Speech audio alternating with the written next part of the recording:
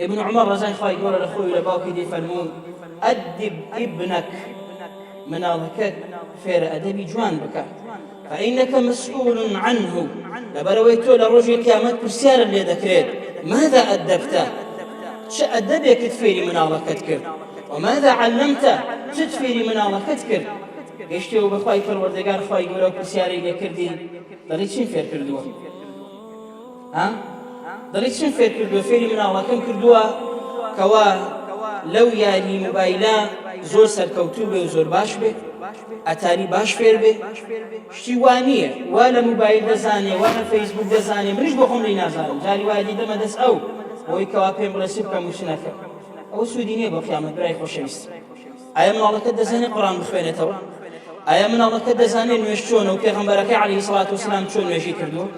ئایا دەزانێت پەروەردگاری کێیە و سیفاتی پەروەردگاری چییە